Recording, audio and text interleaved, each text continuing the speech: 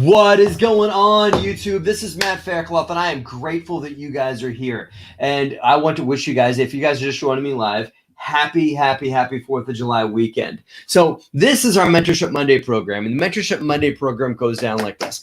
Everybody has real estate questions. Then everybody wants to get your questions answered. I got questions too. You guys have questions. You guys, all you got to do is pick up your handy dandy cell phone or your handy dandy computer right here and type in the question to an email address. And that email address is helpme@DeRosaGroup.com. DeRosa Group. Helpme@DeRosaGroup.com. And we'll bring you guys right here on the show as a live guest on the show to pick mine and Justin Fraser's brain, and we'll answer your questions right here on the YouTube channel. It's even better. You get your question answered, but the real estate community that is our large subscriber base of everyone that wants to hear what DeRosa Group's up to, all those folks get to hear your question too and get their questions answered. And even better, if you guys submit those questions to helpme@DeRosaGroup.com and we have you guys here on the show, you guys get a free month's worth of membership to our Insiders program. Right? So come and join us on Insiders, and you get a free month worth of membership if you submit a question and it makes it to the air on Mentorship Monday. How good of a deal is that? So helpme@DeRosaGroup.com. Submit your questions. If you guys want to hear more about what we're up to with the DeRosa Group, just go to DeRosaGroup.com, including DeRosaGroup.com/insiders, and you can hear about all kinds of stuff that we have to offer for you there. I want to shoot a big shout out to my co-host for today, my man Justin Fraser, who is on the road. And if you guys are members of Insiders already, you know all about this great, exciting project we have. We're taking on a new project in North Carolina. Justin is on the way to North Carolina now. I'll be joining him later on this evening, and we'll be putting out tons of content on the YouTube channel, but a lot of deep dive conversations on Insiders for folks to check out this deal. You guys can watch us underwrite the deal. You can watch us on site walking the deal. You can watch us walk a couple of competitive units and everything like that in the marketplace. It's a great vehicle for you guys to see what happens in real estate purchases and real estate evaluations and real life stories of real estate businesses. Justin, how are you today, man? I'm great, man. We're still on the Jersey Turnpike, about to get into Delaware here, but yeah, I'm awesome. I'm excited about this trip. We got due diligence coming up for our big apartment complex that we're working on, and yeah. We're gonna have a few fun days ahead of us. They're gonna be hot. We're gonna be sweating a lot, but we're gonna get a lot of information. That's for sure. Due diligence is always incredibly exciting. This is my first DD with you. I know you and I have done a lot of DD separately, and that I'm really grateful to have you there at the site because you're a good maestro of a lot of things happening all at once, and that's kind of the way these due diligence site walks go. I can't wait to shoot lots of content for the channel. For everybody to enjoy while we're down there, because it's going to be such a great learning that's in front of us here. Folks, all they got to do is just go to DeRosaGroup.com/insiders to join the community and get the inside look at everything that we're up to. So, and one last way to do it. I'm pointing to it right here. Text the word DeRosa to 66866. I love I can do this over my shoulder. Text the word DeRosa to 66866. That's a text number. You can do it. You guys get a huge basket of goodies, lots of free resources, lots of free stuff that you guys can get. And that'll enable you guys to also get a link to join Insiders. But more importantly, you guys get a lot of free content that Justin and I put together for you. So that's how you guys join us at Insiders. Can't wait to see you there. Justin, back to you. Are you on oh, there he is. Who you got with you, buddy? Is that our acquisitions man, Hervé Francois, there with you? Uh-oh. Justin might be having tech difficulties. That's cool. We'll just keep moving. We'll jump into our first guest. Welcome to the show.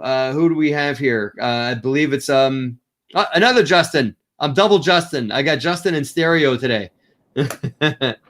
Well, Justin Brown, welcome to the show today. Thanks, Matt. Great. Thanks for having me on, and congrats on the Winston-Salem, getting that locked down, and good luck this week with DD.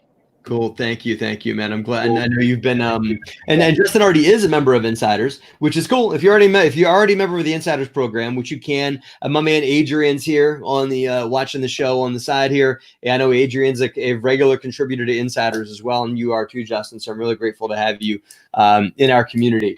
What can we do for you today? Get on in here and pick the brain, man. How can I help you and bring and brighten up your real estate business today? What do you got? I appreciate it. So we bought our first single family house, my partner and I, back in 2017. We just closed on a sixplex in March of this year, and we've been able to get with our own capital up to 19 units. But we're out of capital, and we need to bring in private equity, and we're looking at syndication as a model to do that. So we're ready to take it to the next step. But the question I have is, we both have full-time jobs as engineers, which you can understand because you're an engineer. So once an engineer, always an engineer, brother. Exactly. You know how it is. So our question is, we would like to continue to keep our full-time job as we progress in the syndication model. And we wanted to understand the time breakdown, the capital raising, deal finding, due diligence, and post-closing, how that time breaks out so that we can, take the best use of any leave of absence or any, vacation time that we have in our jobs. Okay. I think that, so this is about I want to invest in multi. You want to be the operator, and you got a full-time job. Now, you and your partner are really committed to doing this thing as an active investor, right? Because the other option, I know you have other passive investments, and I believe you've got passive investments with us, which we're really grateful to have you on board with us. But you want to get into the active space, and you want to do it with a full-time job. Am I correct? Yes, to start out, do it with a full-time job until we get to a place where we can then replace our job with the active the active investment. Okay, you got options. To answer your question is, it takes a lot of time. A lot, yeah. A big old bucket of time. Because you've got to. It's not just about running the day-to-day deal and raising the capital and everything like that. Man, you got to find the deal. And just shaking the real estate network to find deals is tough to do. Justin, I know we're having tech difficulties on your in that. So I don't know if Justin Fraser is still in. The reason I wanted to parachute into Justin Fraser on this one, if he's still in the air, is because he did this. He was running a full-time job, and he scaled up and got into some bigger deals and whatnot while he was running a full-time gig. Justin, you with us? I'm here. Cool. Help Delaware has better cell service than New Jersey, apparently. I don't know. Nice. I know. Everything's better in Delaware, Justin. Right? Yeah. Anyway, can you what are I have insights too, but I wanted to tap your thoughts on this, because I know that you did a lot of what Justin's talking about doing here, right? So if you were looking to scale, advice to someone looking to scale up their business and get get bigger into multi while still working a full-time job, what do you got? Yeah. So Justin, I did it 3 to 4 years ago. That was me, right? I was full-time working my job while building my real estate business, and actually found and closed on a 40 unit while I was working full-time. And to Matt's point, it's a lot of work, and it's not easy, but I would say figure out what strengths you have to your advantage. Like, I was able to work from home a lot. So I was able to work home, being, on the road or in another city, and then taking, any 3 minutes, my breaks, to actually go have, the meetings with brokers and all that. So there was a lot of, advantages that I took there. I also had a lot of vacation days. I mean, shit, we didn't go on vacation for 2 years. And my wife was like, "What are you doing with our vacation days?" I'm like, "I got to go look at property, So, you got to do what you got to do with that. But, thankfully I was flexible where I had a lot of work from home time. And my schedule was such that I made my schedule. I mean, we still had working hours, but I was able to either come in a little later or leave a little earlier, take a half day here or there, because you need that time. And especially if you're looking into commercial, those brokers, they work 9 to 5 Monday to Friday. So you've got to figure out those hours and how you can be available. So what is it? I know you said you're an engineer, but do you work from home? Is there, do you have opportunity where you can kind of sneak away and make that hours up later? Yeah, so since COVID-19, we've been working from home for the past 3 months. I think that that's given me a lot of flexibility. I also have a job where I call into China. We have suppliers that are in China, so my hours are kind of always on, and so that gives me a little bit more flexibility as well, as I can push meetings to the evening and free up sections of my day. We're also planning to to invest here in our city, we feel that would give us a strong advantage because we're very familiar with the city. I've lived here for 41 years, and I think Louisville is a good market to get started in. But I do have some flexibility, and my partner does as well in our jobs.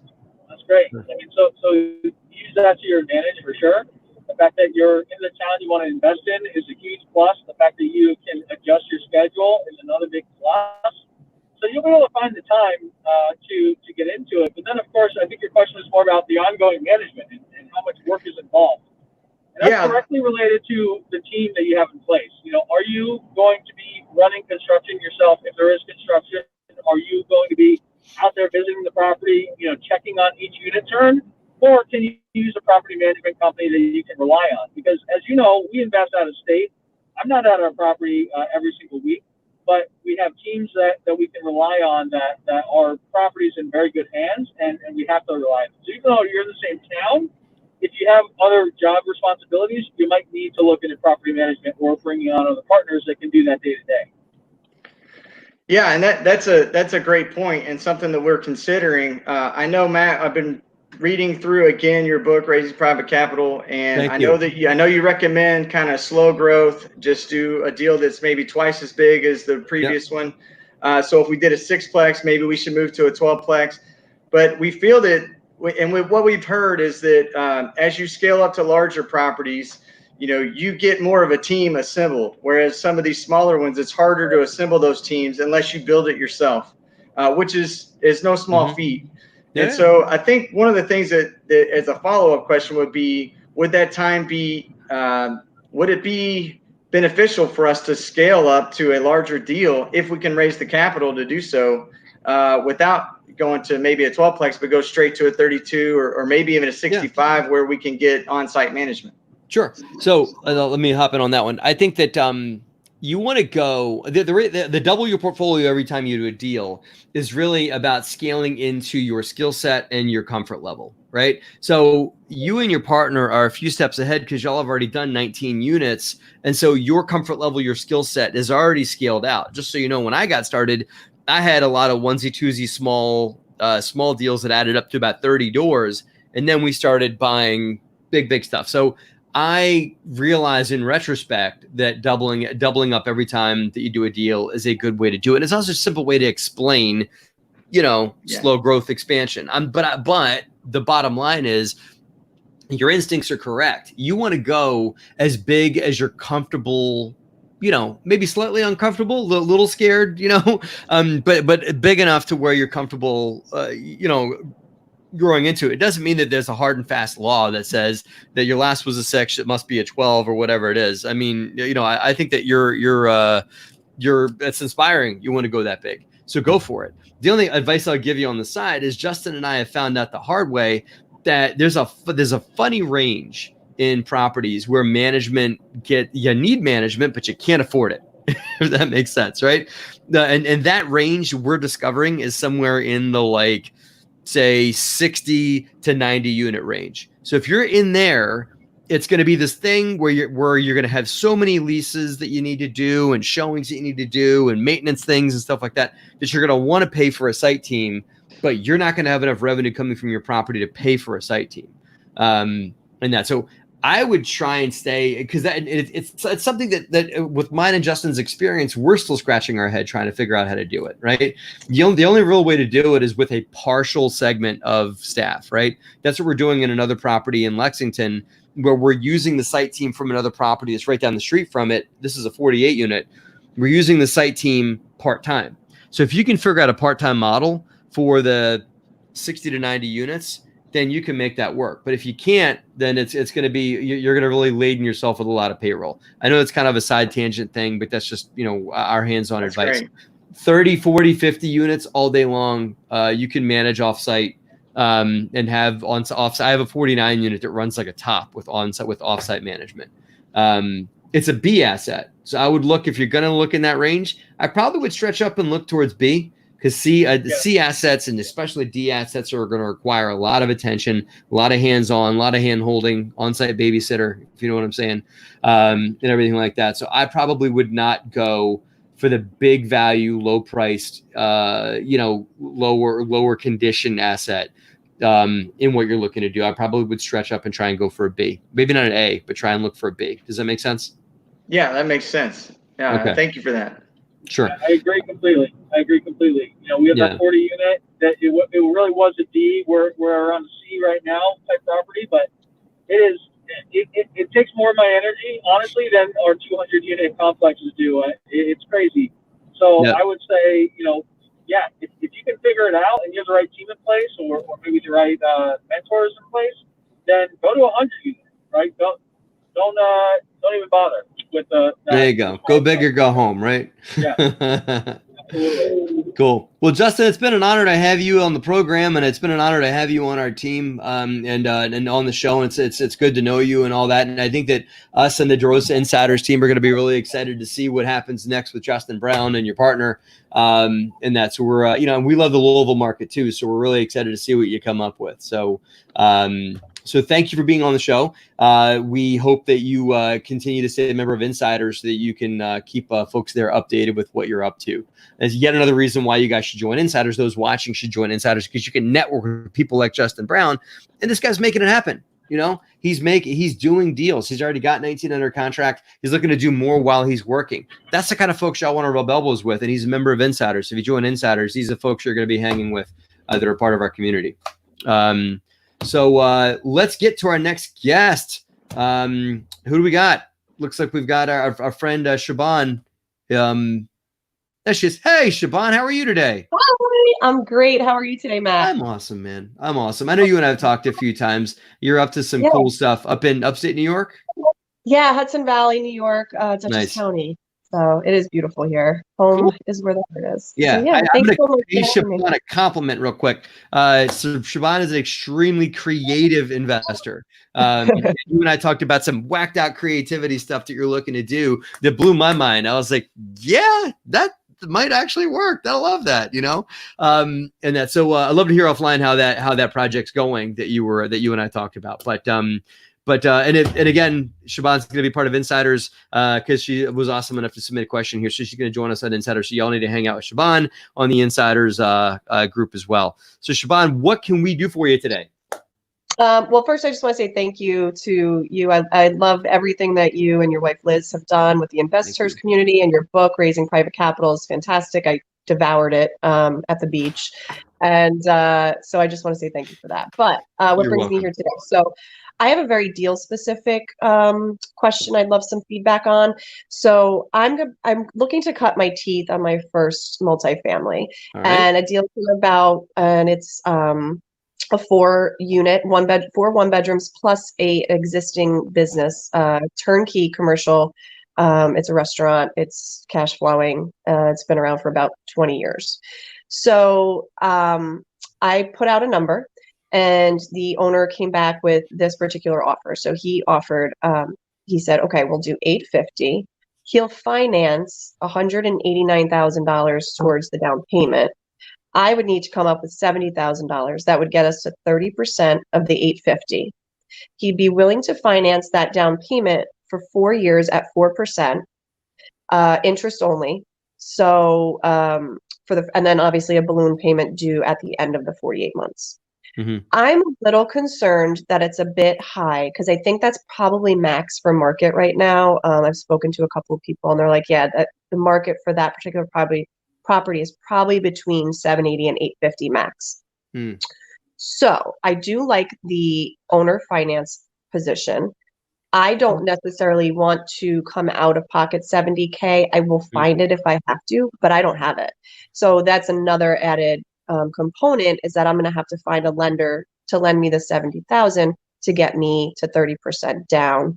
And then I do have either hard money, and I'm also speaking to traditional lenders. Mm-hmm. So those are the specs. My question is that a feasible deal? I know the cash flow, I've done the numbers. Or do I counter at maybe a higher percentage and a lower purchase amount, and maybe give him 5.5% on that down payment? Mm-hmm. Okay. All right. I think I got an idea here, but to get let me talk my way through it. What's the business plan? So I would buy and hold. I have restaurant business experience. I would manage the cafe as well. The cafe brings in 80 to 100 net at the end of the year. So there's money involved. Yeah, so it's a cash flowing business, and there's add value potential. He's got limited hours. I could increase the hours, bring in beer and wine. And there's also he's charging very low rents. There's definitely potential for add value there as well. Mm-hmm. Mm-hmm. Unit reno. Okay. All right. So you want to increase it. What do you think you can increase your revenue stream onto the restaurant? So for the restaurant, I think I could definitely the first 18 months get it to like 120 net. Okay. I would obviously be working, so we're not increasing payroll. I think there's some expenses that can be reduced. Yeah. And then obviously increasing revenue with added services and hours. Okay. So you could pick up at least 20K in the restaurant. Got it. And I'm discounting like, expense reductions and things like that, because we don't know 100% what that's going to look like. It's kind of hard to say. It's almost like gravy a lot of times, reducing expenses, because you just don't know until you do it. Okay. What can you get the rents up to? So currently he's collecting $6,900. That includes the commercial space. I could easily, within the first year, once the leases expire, increase to $7,300, with potential for maybe $75 in the next 2 years. So $400. You can get the rent up to $400. It's $5,000 a year. Okay, so 25,000. Okay, so what I'm getting at here is you're increasing your revenue by 25,000, your top line revenue by $25,000. And what's great about that in real estate is that typically flows right to the bottom line, right? So if you've got a property that's stable, or that's paying all of its expenses, every dollar you can make that property make above, baseline is right to the bottom line. So if we're able to increase the property bottom line revenue by $25,000 to the NOI, I can apply that to a super conservative Hudson Valley cap rate of 0.07% or 7% divided by 0.07. You've added $357,000 in value, right? If we refied that, okay, yeah, that works. All right, so here's what I said. You got to validate you can make those rent bumps. And that, so the plan would be, as I see it, to go in, buy it, do if you can make this happen in a year, look even better. But to compress your timeline down to a year, work something out with the tenants, figure something creative out with the restaurant and everything like that. You could refi. You probably would come in with a valuation of as long as it appraises now at 850. If you can get a valuation of 1.2, right? You should be able to get a loan to take him completely out. Now, on the 70K, what you do is I don't think you should borrow that. I think you should raise capital, right? Okay. As I talked about here. No, get an equity. What I mean is get an equity investor. Okay. Get somebody to, 70K, I'm not saying it's nothing, but 70K is not much for an equity investor that wants to own a chunk of the dirt with you. Two concerns I have here, and Justin, you're more than welcome to hop in if you got thoughts too. Has not been hogging the mic here. But what I love the seller financing deal. I think I probably would take this deal as it sets, because 4% is crazy cheap for seller financing on a second mortgage. You're blended. I still don't like you going to hard money on this much money is gonna, 7%. Yeah, 7. Yeah, not bad. Okay, all right, take that. Yeah, no, I thought you were gonna tell me 12. No, yeah, okay, 7%. Okay, so your blended cost of capital somewhere when I say blended cost of capital, I mean if you average out what you're paying in interest on both loans, your blended cost of capital is like somewhere in the high 5s, low 6s, right? So I like this a lot. So you do the value add. You're probably going to have to go to your equity investor on the construction dollars, because my guess is you're not going to get so lucky as to have a bank willing to give you construction money and have your seller financing in place and everything like that too. Now, you're going to have to get creative on finding a bank. This is a concern that I have, finding a bank or a lender that's willing to let your seller put a second mortgage on the property. Have you spoke to your bank about that yet? So I've spoken to a couple. 2 out of 3 were really apprehensive about it. They're like, Yeah. nope, we want somebody who's all in.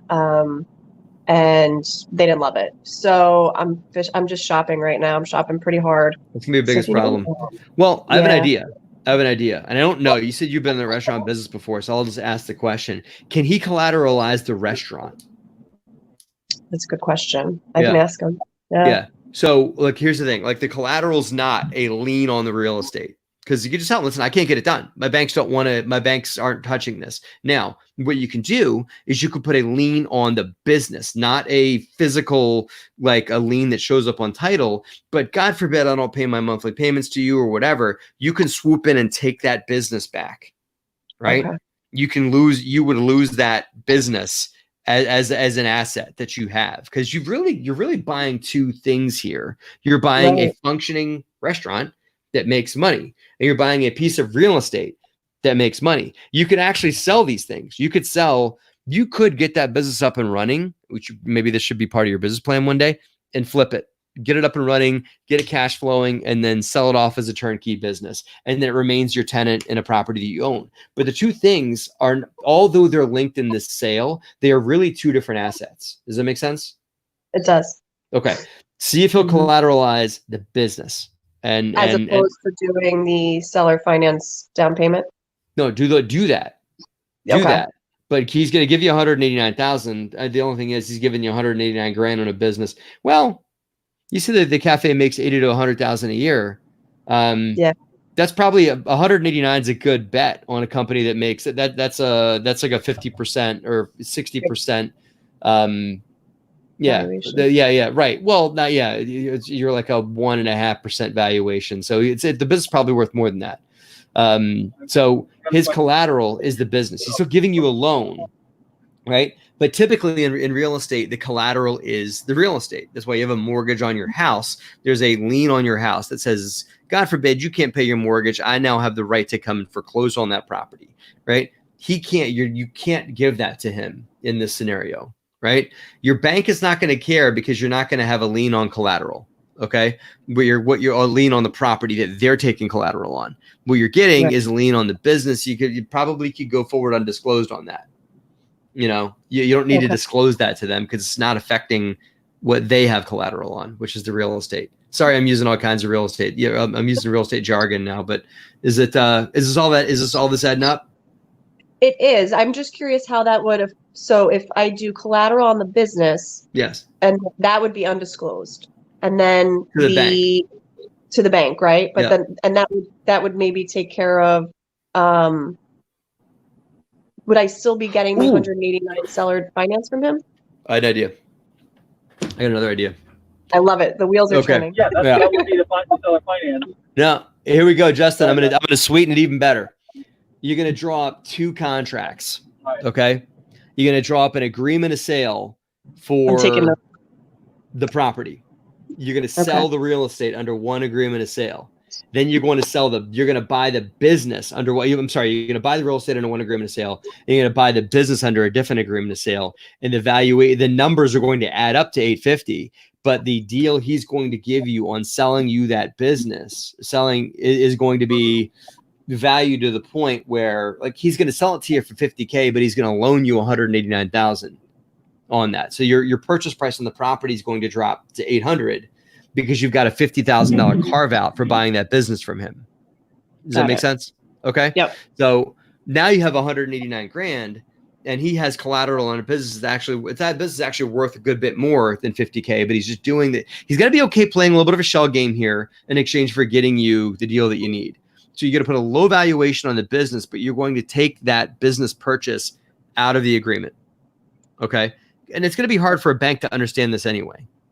So you're going to have 2 different agreements of sale. One's with the loan and with the purchase of the business and seller financing, and the other one's just the real estate. And you're going to close, you're going to close at the same table, but you're going to close the purchase of that business. That's closing number 1. You walk out of that closing with a check, and you go and take that check and you use that check to buy the real estate. Got it. Does that make sense? Got it.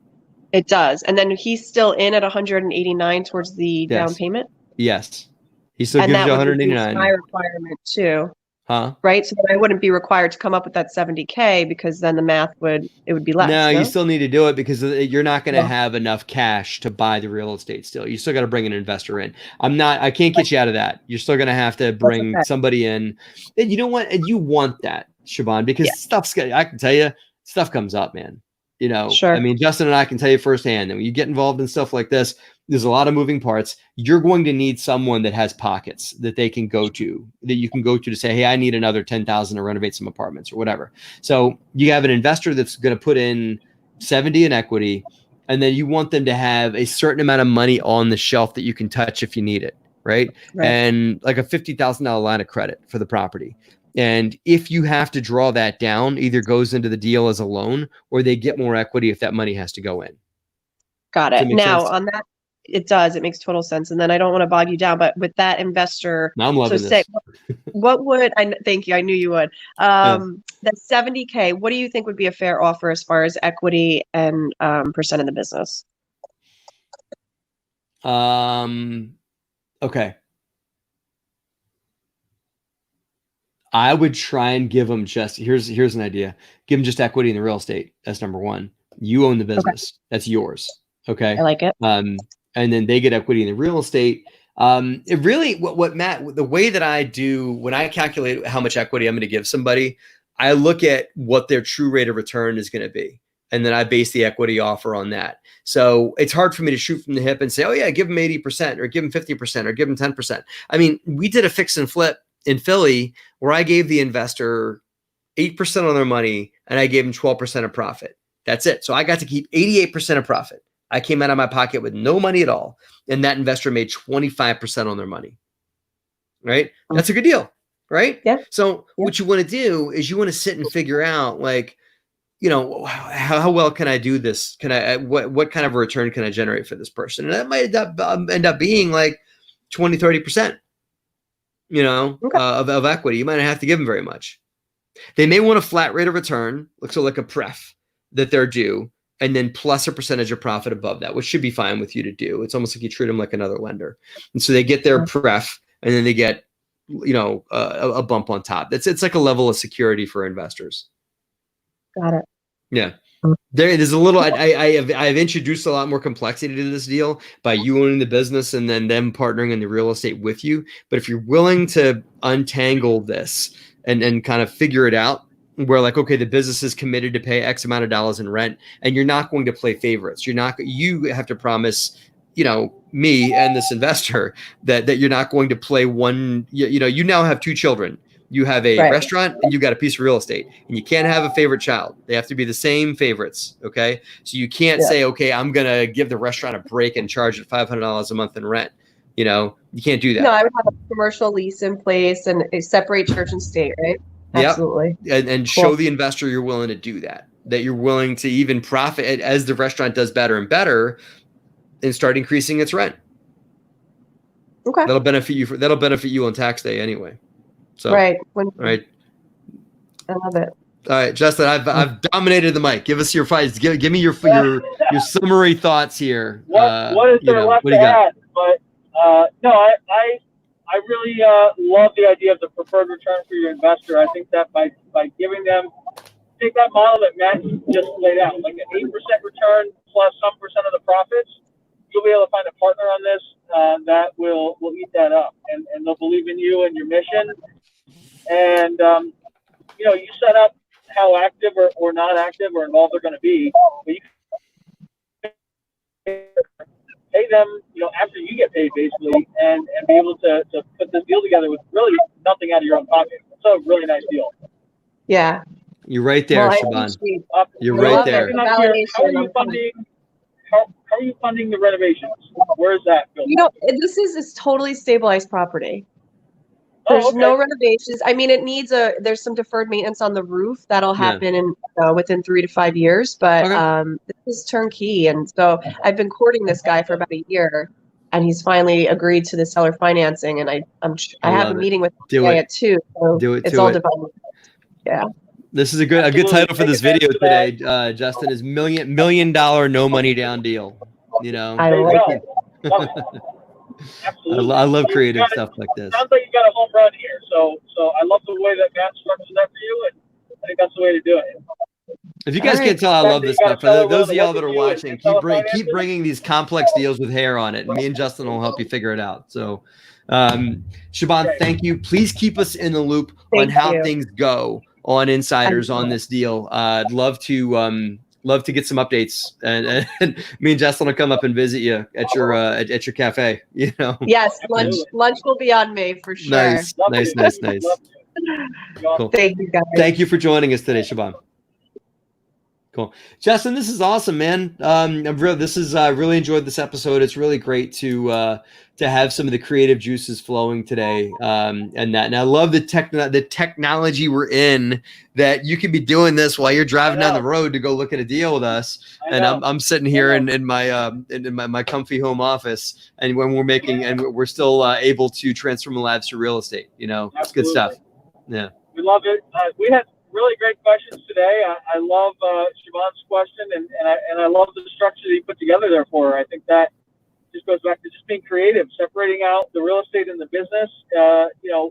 There's always a way. If you have a deal and she's got the seller that's willing to work with her, there's absolutely a way that she can make this work. It sounds like it's going to be a really, really good deal with nothing out of pocket. I can't wait to hear how that goes. I'm really excited. So, cool. Good stuff. Well, Justin, drive safe. I will see you soon. And very soon. And guys, stay tuned on Insiders for more updates from Winston-Salem and our project down there, and other great stuff, and including hearing what our guy Justin Brown and what Siobhan is up to on their real estate ventures. So, and Justin Fraser, you be safe, man. I'll see you soon. All right. See you later. Cool. Thanks for watching, guys. Have a great and profitable week.